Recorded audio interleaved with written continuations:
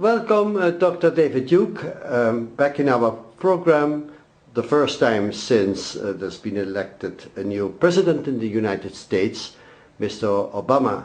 And I would like to ask some questions about the man. In the first place, he seemed to be in favor of affirmative action. That means that institutions should reflect the racial percentage of the population. Well, we have seen in the last decades a color shift in the composition of the American people. What will this mean? Is this going to work out that badly for the people of European descent in the United States? Well, first off, Mr. Vierling, I want to say that it's an honor for me to be interviewed by you for your program. I really think you've done some fantastic work in documenting the plight of Europeans and European Americans around the world, and it's really great to be with you. And you asked me a few questions there. I guess the easiest way to discuss Obama is to begin by saying, in the immortal lyrics of a famous rock band, "Meet the new boss, same as the old boss." And the truth is that Barack Obama is nothing more than George Bush II. He's a continuation of American politics. Unfortunately, Europeans think that Obama is somebody who's really different and non-establishment because he's, say, an African American. But the truth is his biggest contributor was Goldman Sachs. The truth is that he has the same positions on issues such as affirmative action and then even the war. This terrible war we've had in Iraq and Afghanistan, which has killed so many Americans and devastated so many other peoples of the world. He's definitely a continuation of those policies and that of Israel.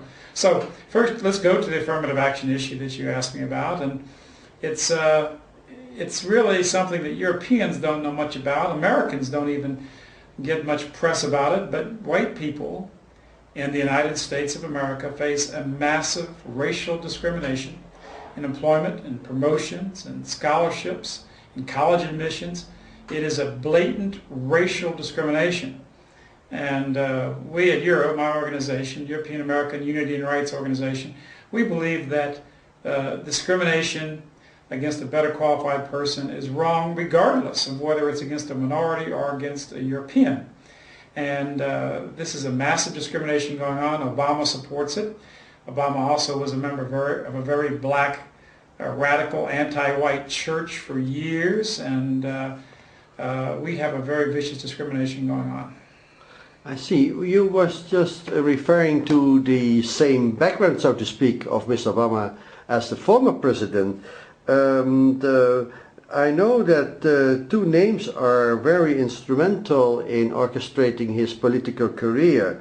This Mr. David Axelrod and this Mr. Rahm Emanuel. Can you dwell upon them? Who are they? I'd be happy to. Those are the two most important individuals in the presidency of Barack Obama. The first is David Axelrod, who literally orchestrated his political career and his campaign for President of the United States. He's well known as a hitman for the Zionist cause, for AIPAC. AIPAC is the American Israel Public Affairs Committee. A few years ago, Senator Charles Percy of Illinois, who was head of the International Relations Committee in the Senate, had a voting record that wasn't perfect as far as Israel is concerned. He voted 99% of the time for Israel, but in American politics, that's not enough. The Jewish extremists decided to defeat Charles Percy, and they chose David Axelrod as the point man, the hitman, to go against Percy, to smear Percy, and eventually they defeated Charles Percy and got him out of the Senate and out of this powerful position which Israel didn't want him in. David Axelrod is a virulent Zionist. He has a long history of Zionism in his family and in his record. The next man we can talk about is Rahm Emanuel. And Rahm Emanuel, the nickname for Rahm Emanuel is Rambo because he's so tough and he's actually so nasty. He's considered to have one of the nastiest mouths. He's just full of expletives and filthy language, and he's known to be extremely hard-nosed. And he himself is named after an Israeli terrorist. His father was a terrorist in the Irgun gang, and he's named after another terrorist from the Jewish takeover of Palestine. And he himself served as an officer in the Israeli army Well, that's quite amazing that he's now that high up in the government of the United States. Well, it's not amazing when you understand Zionist power and Jewish extremist power in America, and a lot of it around the world. It is pretty amazing. When you think about a man being chief of staff, that's what Rahm Emanuel is. The New York Times describes the chief of staff as the second most powerful man in America. And it's certainly far more powerful than the vice president, because the president is the one who makes the rules and regulations, and the chief of staff, basically everything passes through him to the president and back out from the president. And he is a radical Zionist extremist. And you can see already in the Obama administration that he's pursuing the same policies that George Bush did. In fact, maybe even at a more accelerated rate. He literally has pledged to double our troops in Afghanistan, this hellhole in Afghanistan. And he promised as a campaign promise, in fact the world sees him as an anti-war candidate, a person against the war in Iraq. He promised to withdraw our troops from Iraq, and now we find out that he plans to leave 50,000 troops in Iraq. That's still occupation, that's still American military presence, so it's all a lie. But more importantly, he is definitely tending toward war with Iran, which would be catastrophic for all of us. And I think that's the whole game plan. The Chicago Tribune, a major American paper, ran a story and they calling Obama by the words of Jewish leaders as the, quote, first Jewish president. As, you know, they often say that William Clinton was the first black president because he was so much in favor of the black agenda in the United States. Well, now the Jewish leaders call Obama the first Jewish president because he's so committed to the Zionist issues of Israel, all of the people around him. In fact, they boast and brag about the fact that they led Obama, that they literally orchestrated Obama's career from the time he was in the university. They've been advising and supporting him all the way through the state Senate in Illinois to the U.S. Senate and, of course, to the presidency. Now, we have a very dangerous thing. In fact, I think Obama's more dangerous than Bush. I think Bush wouldn't dare go to war against Iran because of after all the lies of weapons of mass destruction which were exposed and the way the world didn't trust Bush, he couldn't have gotten the support that he needed for a war against Iran. On the opposite hand, of course, Barack Obama is presented as like a savior, like he's brilliant and wonderful and kind, and this is a real change for America. The world looks up to him. They say he's one of the most popular men in the world. And by the way, one reason why he's so popular is because the Jewish-dominated extremist media in America and around the world has promoted Barack Obama to this tremendous persona. And now, with this support he has, I think the world is in a much more dangerous position because we may definitely go to war with this support. Yes. Can you say something about that support? Because you have been referring already to this international banking house, Goldman Sachs. Right. Well, that's a perfect example of where Obama has his support. According to the FEC, the Federal Election Commission, our official campaign reporting part of our federal government, Barack Obama had his biggest amount of contributions come from the firm of Goldman Sachs. That's the international Jewish banking firm of Goldman Sachs, one of the most powerful international banks in the world. And he has many other major contributors. This campaign was launched, in fact, by a lot of the same Hollywood Jewish moguls who supported him financially. Steven Spielberg had one party for Barack Obama with Katzenberg and a few other Jewish leaders where they raised something like $3 million for him in just a single gathering, a single party, very early in the campaign. And so he has a lot of support. I mean, he basically was put into office by these people. But that's interesting, you know, how people talk about change. Barack Obama's a change we can believe in. Well, you know, when you got the same support of the biggest international bankers of the world, you know, the biggest establishment, you know, powers in the world, I don't think that's change I can believe in. Maybe it's change some other people can believe in, but not me. So it's not coincidental that many ex-CEOs of this Goldman Sachs, like Henry Paulson and Stephen Friedman and Robert Rubin, Yep. they all have been appointed quite highly in the government well, there. Goldman Sachs has had a whole series of major CEOs and other officials at Goldman Sachs who had major positions like Treasury Secretary and a couple times, and other aspects of American monetary policy. You mentioned a number of them. Rubin is a perfect example of that.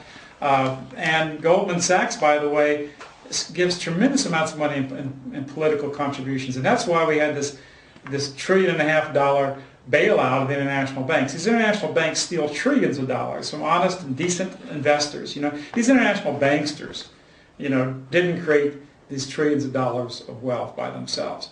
What this comes from is just some average investors, mom and pops, people who buy some stocks for their retirement, and through retirement funds of major corporations and major institutions, even governments buy stocks. And they took these, and with the derivatives and the incredible thievery and robbery, stole about $3 or $4 trillion. And so while these companies steal this money, then they go back and they say, okay, well, now the taxpayers are going to bail out the banks. Not bail out the taxpayers. Not bail out, John Doe and Mrs. Doe, who gave so much money of their lives and had their retirement stripped by these faulty investments, these stolen investments, this fraud. No, they give it back to the banks themselves. So they put the American people, well, also Europeans, in a kind of perpetual bondage to them. Well, that's exactly right. In fact, the new budget of Obama is about $1.8 or $9 trillion, almost $2 trillion. A great percentage even of our entire gross national product. And we're borrowing that. Not only is it going to put people the rest of our lives into debt, bondage to these international bankers, it's going to put our children in debt. It's a perpetual bondage that we're creating with this money system, and it's really shocking. And just like I said earlier about Hollywood, it all works together. These Jewish extremists in Hollywood who support Obama, AIPAC, of course, and many of the Jewish. What is AIPAC? AIPAC is the American Israel Public Affairs Committee. All right. The American Israel Public Affairs Committee, they obviously gave Obama a positive note. They gave him a standing ovation when he spoke before their group. He went to Israel and genuflected before the Wailing Wall.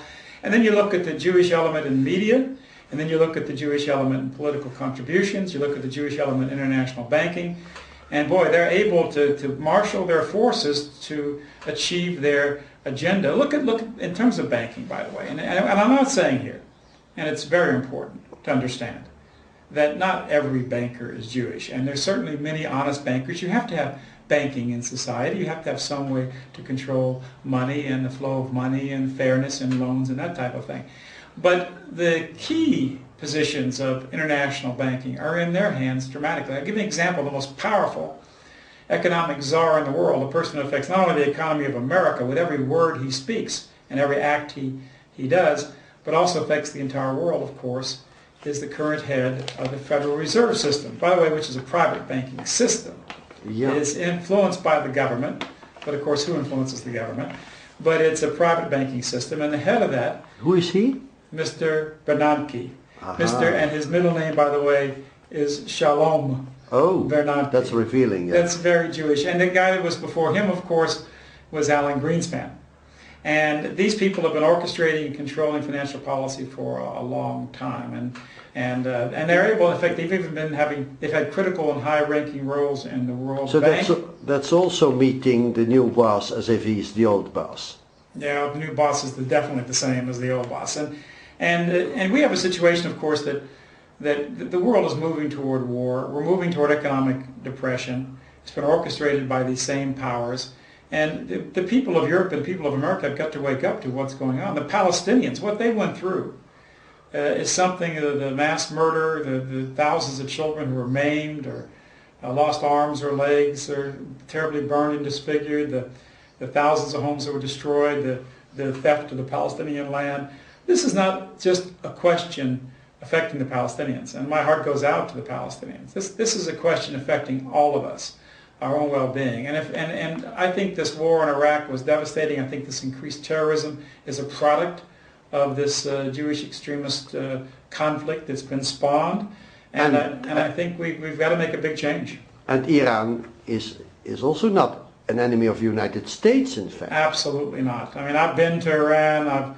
I've sat as closer to Ahmedinidad as I am to you right now, and he expressed it to me very well. And he's in every public statement. He says he does not want to be an enemy of the United States. He doesn't consider himself an enemy of the United States. The reason why he's becoming an enemy is because he's Israel's enemy.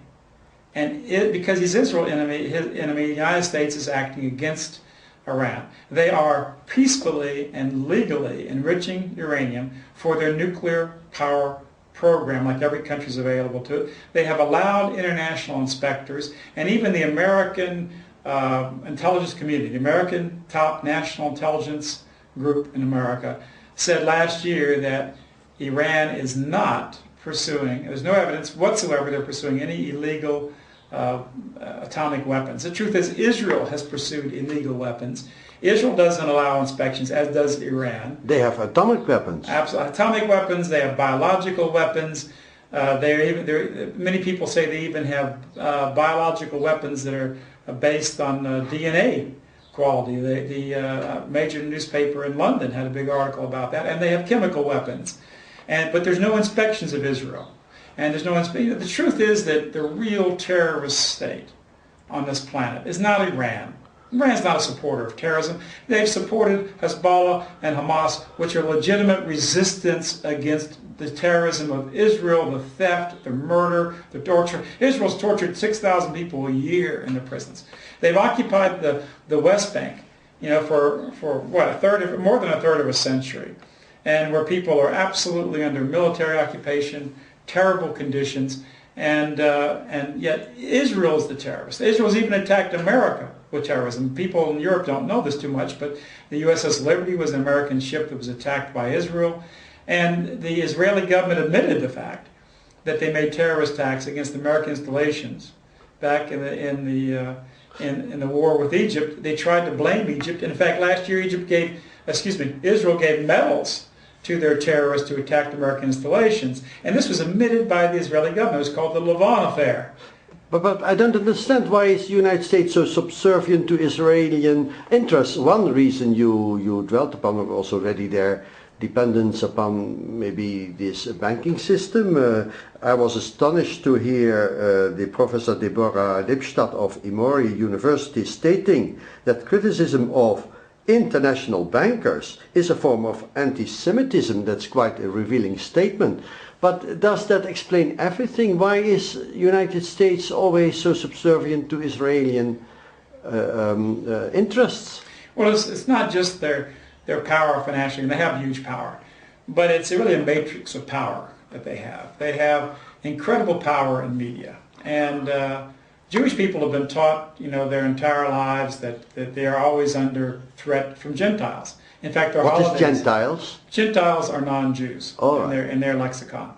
And, their major holidays are what? They have Passover, which is a celebration of the escape from the suppressions of the Pharaoh. In fact, Passover symbolizes the passing over the evil spirit which caused the death of the firstborn of every Egyptian child. And where their doors, with the blood of the Lamb, that their doors, where their children were not going to be affected. It was basically saying, let's kill the first blood of the Egyptians. We have Purim, which is a celebration of the massacre of Persians. It's in the book of Esther.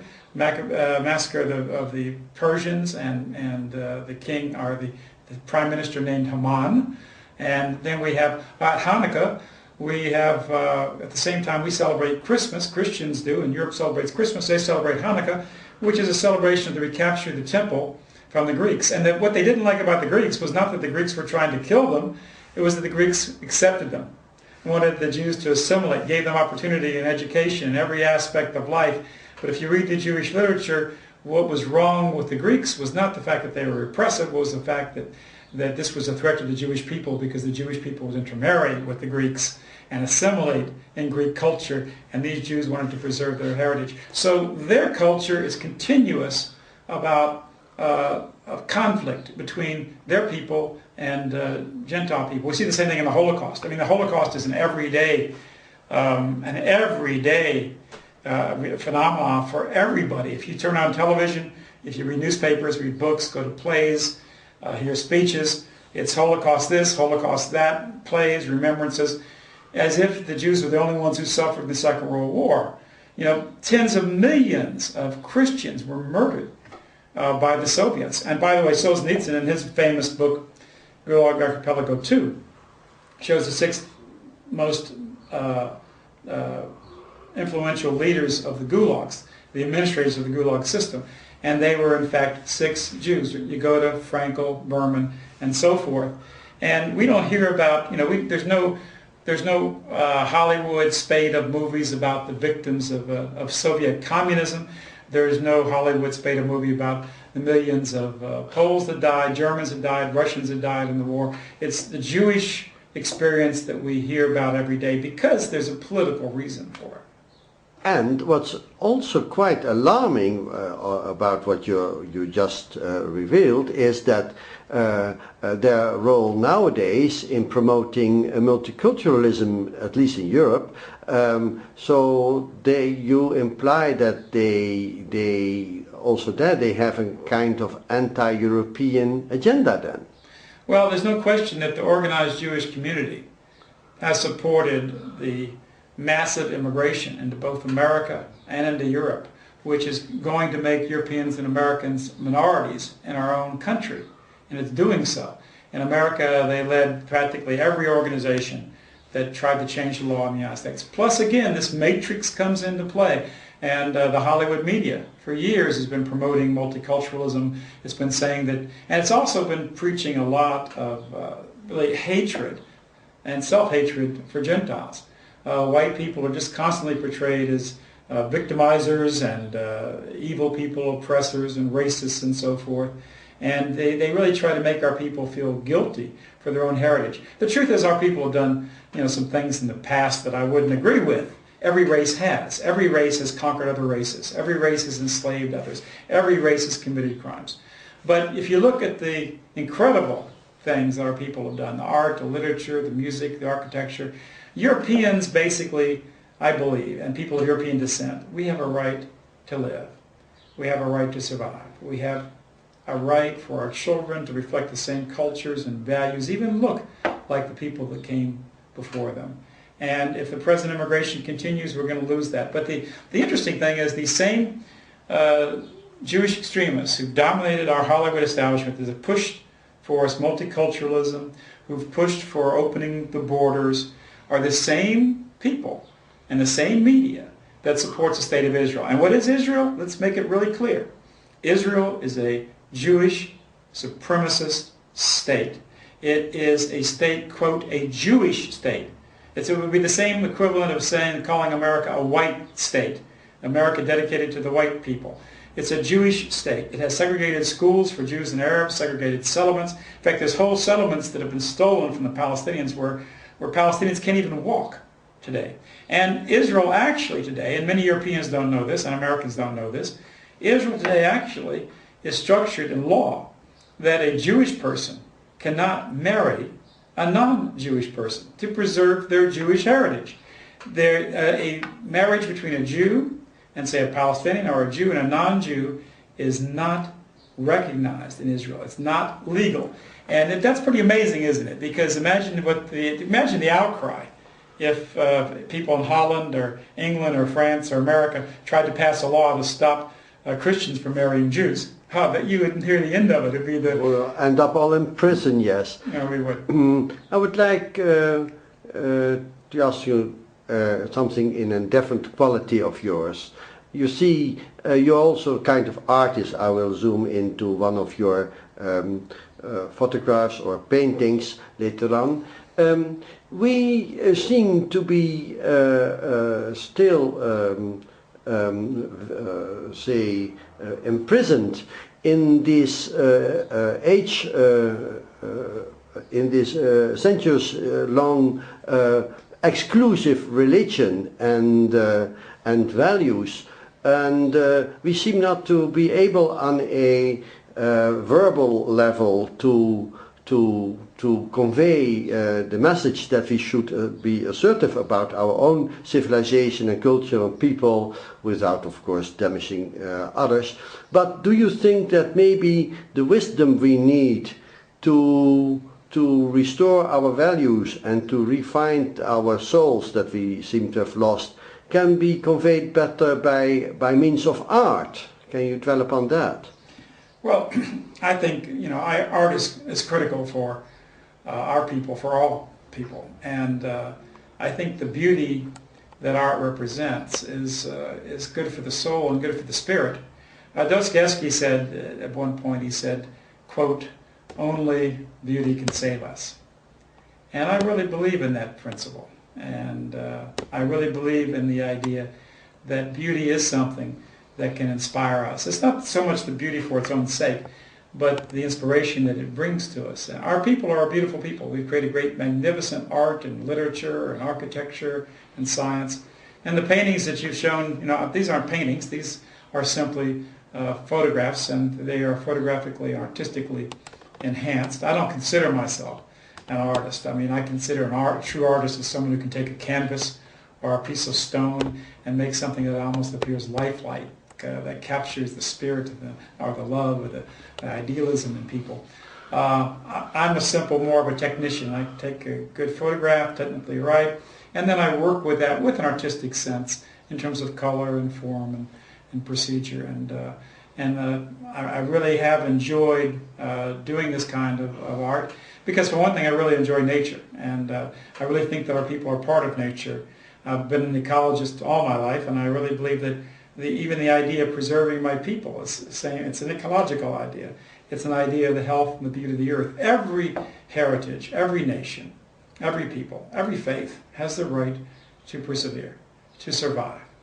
Every people has the right to live their own lives and not be controlled by others. In America, we called the foundation of our country was created by a word called independence, and the Declaration of Independence. And that is the idea that every people has the right to control their own affairs, their own society, and have that society reflect their own desires and wishes, not be controlled by others. So I'm against colonialism. I'm against this mass. I don't like the fact that 60 American bases, or 60 countries, there are American bases around the world.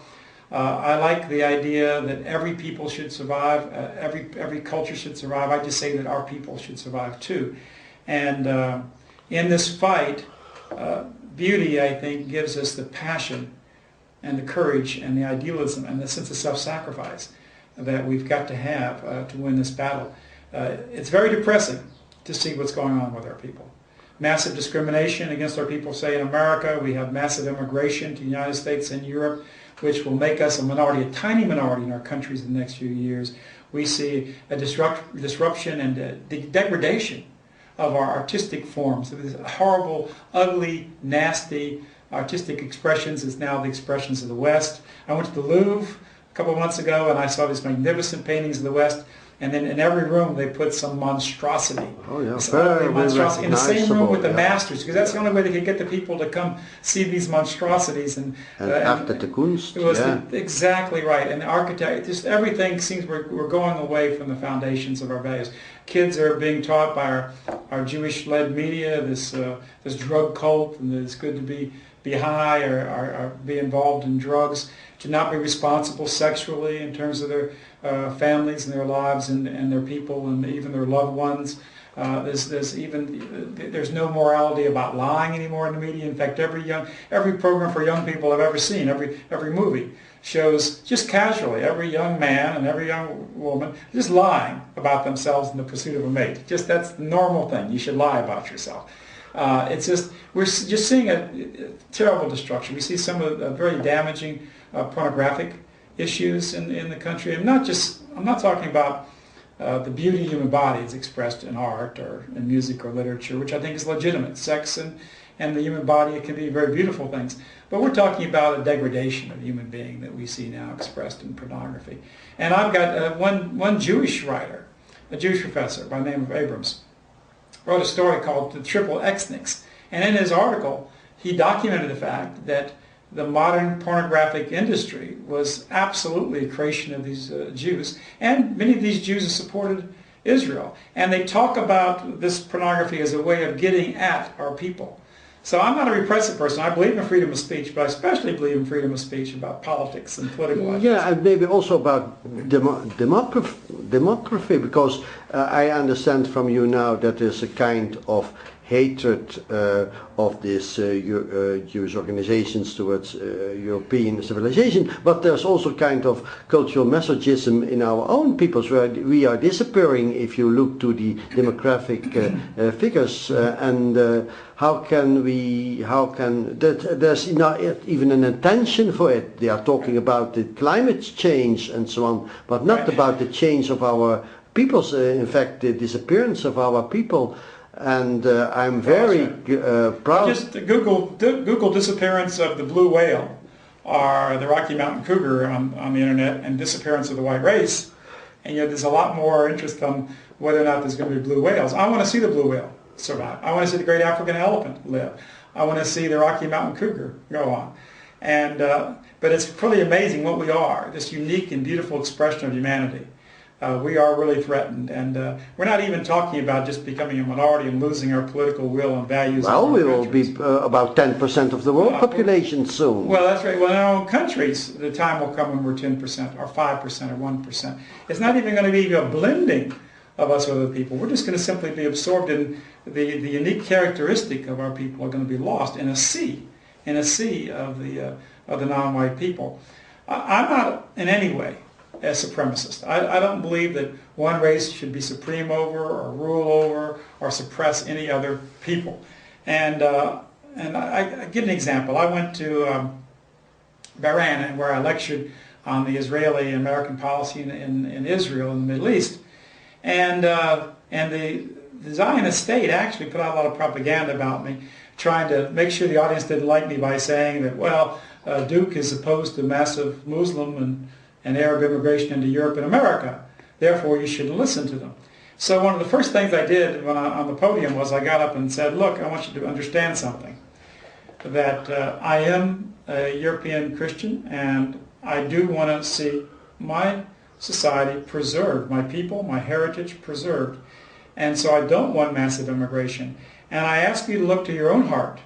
If there were millions, and we're talking about Bahrain, if there were many European Christians, white Christians coming into Bahrain in such numbers to change your culture, change your religious values, change your holidays, change your language, all these things, would you oppose it? What was the reaction? Actually, they gave me a standing ovation because they understood very well what I was saying. And what you're talking about, to me, is one of the most basic elements of life. We've got Europeans all over the world, whether it's right or not, they stand up and talk about Tibet. It's a big cause célèbre now. You have Hollywood people like Richard Gere talking about saving Tibet. Well, if Tibet has the right to be saved, Tibetan culture, people, heritage, because of the massive Chinese immigration, then why doesn't, why doesn't Den Haag have the right to be saved? Yeah. And London and New Orleans and the United States and Canada and Europe? I think we do have that right. The problem is that the Jewish extremist domination of media tells us that if Europeans do it, that this is, quote, hate, and this is some sort of repression or supremacism, when the fact is that they have the supremacist state. They have stolen other people's land in the Middle East, and they're repressing them mightily, while we Europeans are simply trying to say, let's preserve our own homeland. The societies, the governments, everything that we created over many hundreds of generations. The fact is that those few people who are standing tall in this are in prison. The other person I've been interviewing was Mr. Horst Mahler. He's now in prison for 7 years for being warning about this disappearance of the Germanic peoples. And I'm very glad that you are consistent with his critics, that our, at least European elites are so much influenced and penetrated by these Zionist influences that they are even totally alien to the interests of their own people. Even the Pope is influenced. My God. I mean, we had a situation with Bishop Richard Williamson, and he came back to the church, and they did an interview a while back, and he talked about how, in fact, years ago he had a difference of opinion about some of the deaths at Auschwitz. He didn't condone the oppression against Jews. In fact, he condemned the oppression against Jews in the Second World War. He condemned the National Socialist oppression against them, murders against them. He said that many Jews were killed. And but because he had a different number, and because he spoke it, you know, he got hounded out of Argentina. He's threatening with Germany would be put in years in prison for having this opinion. Imagine people having a political opinion about, or any opinion, a historical opinion about something that happened 60 years ago, to be put in jail. That's not freedom. That's not freedom of speech. It's not freedom of conscience. It's not human rights.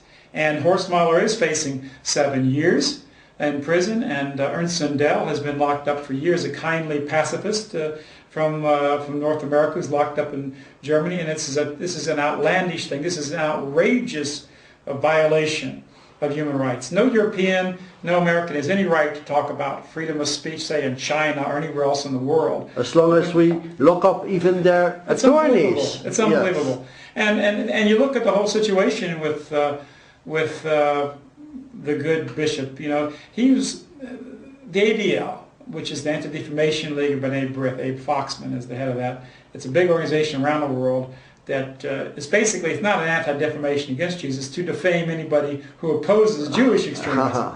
But he said that Bishop Williamson must recant.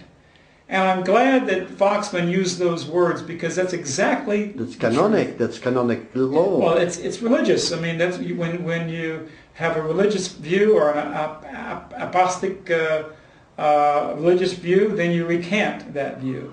And the truth is that the Holocaust is like a religious belief today.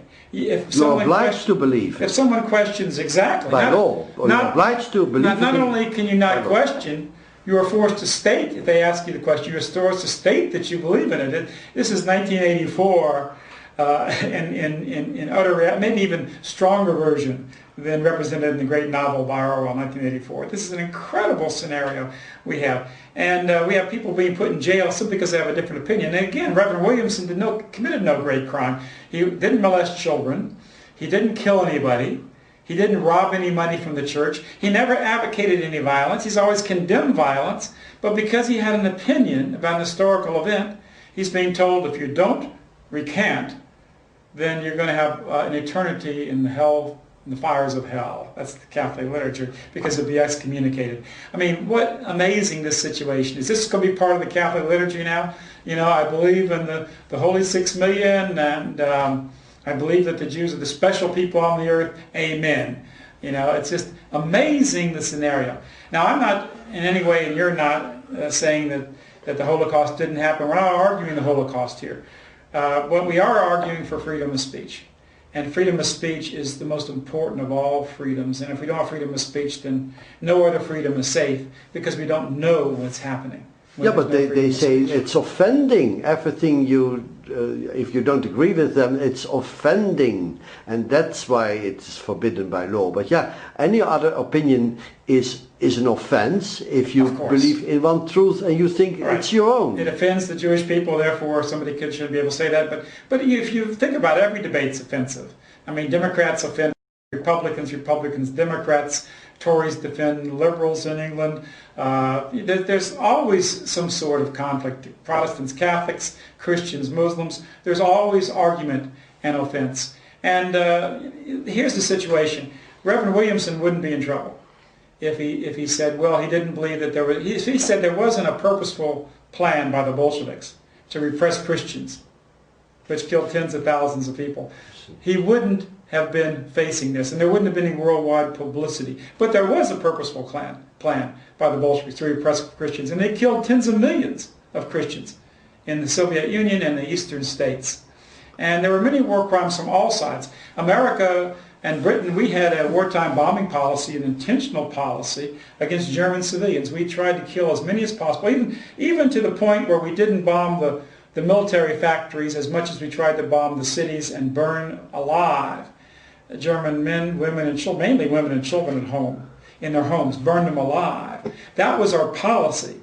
Throughout history, if someone tried to argue that one way or the other, no one would face prosecution. If the Catholic Church discussed the Huguenot repressions, and being Dutch, you're very familiar with the Huguenot repressions that existed, And if you look in the encyclopedias, the deaths range from 2,000 to 300,000 guessed. And if Reverend Williamson, Bishop Williamson would have said, well, there was no Huguenots killed, or 2,000 Huguenots killed, or if he would have said there were 300,000, he wouldn't be facing any problem.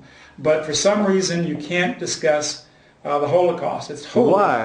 While we did not learn much from the Second World War, while our countries now are still bombing other peoples, yes, that's right, who did not do anything wrong against us, in Afghanistan, in Iraq, it was in Serbia. I consider any sort of aerial bombing of civilian population centers as a war crime. I think it is a war crime. And again, but we have a one-sided situation, and I think we hear about the Holocaust every day because Israel needs it. That's why. Because it makes people turn a blind eye to the terrible atrocities going on against the Palestinians, the tens of thousands of Lebanese that were killed, for instance, in the two invasions and wars there. And where people don't even, Americans won't even look at the fact that Israel's committed terrorism against us in the Lavon affair. 2 years ago, the Israeli president literally put medals on Jewish terrorists who firebombed, blew up American installations in Egypt as years you before, told us, who were caught. Yeah. Yes, put medals on them. And the American people don't even know this. The USS Liberty, 34 Americans died. I mean, we can go on the Jonathan Pollard case. I think the Holocaust, whether it be those issues in America or in Europe, when people start to think about or worry about or consider the issues of the Palestinians, the Holocaust simply just inures and makes the Jewish state and Jewish people immune from very serious criticism. And that's why I think we have it every day of our lives. All right, I'm very glad that you were awakening us in this point as well. Okay. And I'm afraid we have to leave it here. I thank you very much also for your contributions during your life to defend the assertion of our own people, and that we should not use our attitude toward the Jewish people and other people as a test of civilization. We should look for the civilization within ourselves and promote it. And I'm sure you're one of the icons in this struggle, which I share. Well, let me say this too, and it's very important for our listeners to know this. We're almost out of time, I know, but it's very important to know this, that we're not talking here against all Jewish people. We're talking here about Jewish extremism, and there are dangers there just like there are dangers in Islamic extremism. And the problem is, though, we're not allowed to talk about this today. And finally, I would like to make one appeal to your viewers and our viewers back home who will watch this, and that is that our heritage, your heritage, those of you who are watching this, is at risk.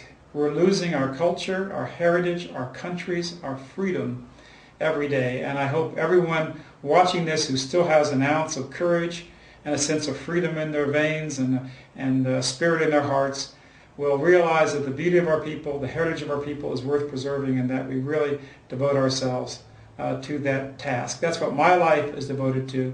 I know that's what your life, Mr. Vierling, is devoted to, and I hope all of you will join us in the fight for our heritage and for our freedom.